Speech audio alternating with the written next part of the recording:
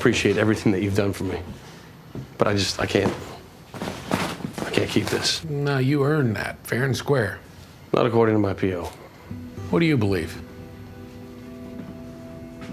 You think that's dirty money? But we know that's Max Thieriot.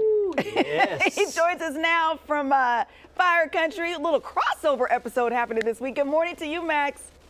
Good morning, good morning. Don't take the money, Bodie. What are you doing? Don't do it. Say no, Bodie. You just got out. What are you doing? What are you doing, man? Hey, wait a second. If anybody here knows what happens, it's you. You're the creator of the show.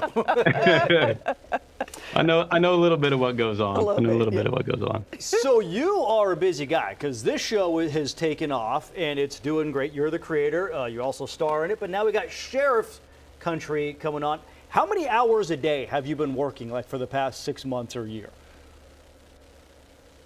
Too many. I honestly, I don't even want to tell you. I finally realized after too many nights of like 4 hours of sleep, I was like, this is not sustainable. Yeah. Like I'm finding my brain turning to mush a little bit. But when you're excited about something and you're passionate and you love what you're doing, it makes it easier to push through, certainly. For sure. Yeah, I'm excited. I mean, I'm so excited for Sheriff Country for this fall, and for fans to get to see just a different side of Edgewater as we get to learn a little more about Deadwater now. Yeah. About what goes on in the underbelly of this community and this town, and and it's obviously we're centered around Mickey Fox, who has some familial ties to the Leone family. In this episode. This crossover episode that we're doing, we get to meet her dad, and somebody might have just tried to kill him. So it's getting wild right away. But I think fans are going to be really excited to learn a little more about these people and really kind of prepare themselves for the fall and what's to come. Yeah. So was this your intention when you were writing Fire Country? Were you like, this could be a good spinoff if we go into Sheriff Country, or did it just kind of start writing itself?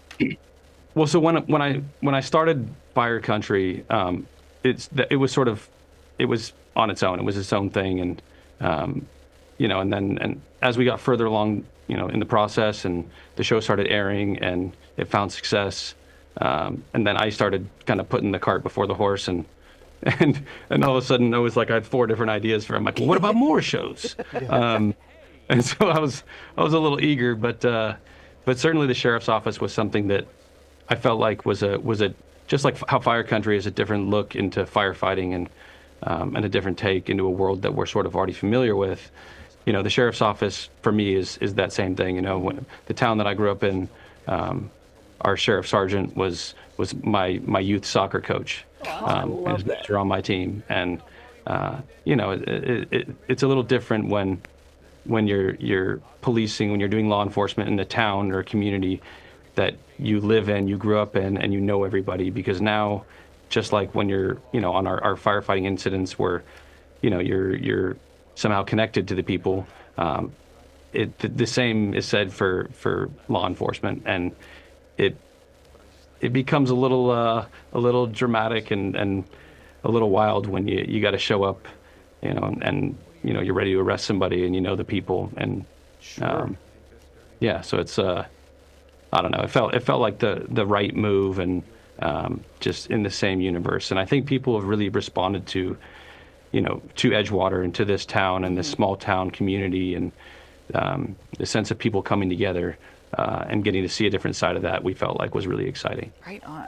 All right, well, all the worlds are colliding. New episode this Friday on CBS 13, starts at 8 o'clock. And then we'll get to a little closer to Sheriff Country coming up this fall. Thank you so much, Max. That's right. Thank you, guys. I appreciate you. I love this for him. So we ran out of time. I didn't get to pitch my idea of News Country. It's a close-knit team of... So you want Max to get no sleep at all? Yeah. He's getting 4 hours a night. We all have now. our own troubled pasts. They come back to haunt us at times. But through our strength together, we get through it.